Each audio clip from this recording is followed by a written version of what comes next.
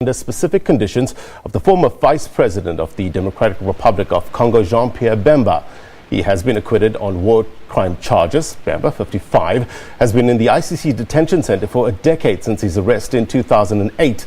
Southern African Litigation Center was very vocal after the South African government allowed Sudanese President Omar al-Bashir to slip out of the country. South Africa, as a signatory to the ICC's Rome Statute, was obligated to arrest him and hand him over. Now we have in our studio the international consultant of the International Criminal Court, the Southern African Litigation Center, Suzy Lungu, to talk about the whole issue around African countries and the ICC. Mr. Lungu, thank you very much indeed for your time. The ICC castigated the former Congolese vice president initially. Now his 18-year sentence has been reversed. Why? So the appeals chamber, because the former president had appealed against his conviction to the appeals chamber. So basically his appeal has been successful. The appeals chamber has reversed the findings of the lower court. Principally the appeals chamber has found that he could not have known the actions of his subordinates, to put it in a minor literal word. But basically it was about the command responsibility that much as he was a commander of his armed troops, he wouldn't have known everything that his subordinates were doing on the ground. Yeah, I mean, with regards to the appeals chamber and the ICC ruling that he could not be held responsible for the crimes of his troops, what sort of precedent is this setting? What sort of repercussions will this have on international justice? Yeah, it is a very, very serious decision. I mean, it is implicating very much on the fight against international crimes, particularly, the unique nature of this case. This case involved, among others, committing crimes using, sexual violence as a means of committing war. And that's something that the court has actually overturned. You would find that most of these violences against women are quite prominent in these armed conflicts. So the finding of the appeals chamber has serious implications on this fight. The acquittal, what does this say about the credibility of the ICC? Well, it depends on which side of the coin you are in. I mean, you can look at it as also showing that the ICC is quite independent. Despite the pressures and indeed the serious nature of the case, it still had to decide independently, although the principles that it has actually pronounced are quite unprecedented, and much as we're still analyzing them, they are very, very concerning. In terms of other African countries, and they've been very vocal in terms of the ICC and its credibility, is this some sort of vindication for them?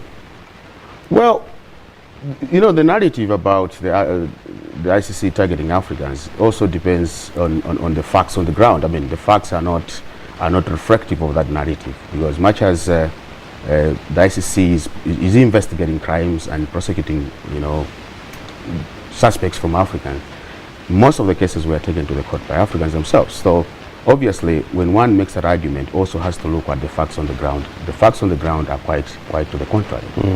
Well, I guess the question still stands. What happens to the crimes in, say, for instance, Serbia, Syria, Bosnia, Afghanistan? What happens then? Yes, that's one of the, what we call an archives view of the ICC, that probably is the speed at which is conducted the investigation. These are the unique cases. You talk of Afghanistan, even Syria itself. But we need to understand the jurisdiction of the ICC, that it can't just investigate each and every crime and each and every situation. It won't investigate crimes depending on particular situations. For example, if a case has been referred to the Security Council, that's one area. Otherwise, you have to be a party to the statute for the ICC to have jurisdiction over your situation. And what about South Africa's position in terms of the intention to withdraw and the International Crimes Bill? What's your impression on that? Well, as an organization, we are actually advocating for South Africa to remain in the ICC framework. But we are also analyzing the situation, analyzing the developments, and we feel that the current bill as presented in Parliament does not meet, all the objectives behind the fight against international crimes. Yeah.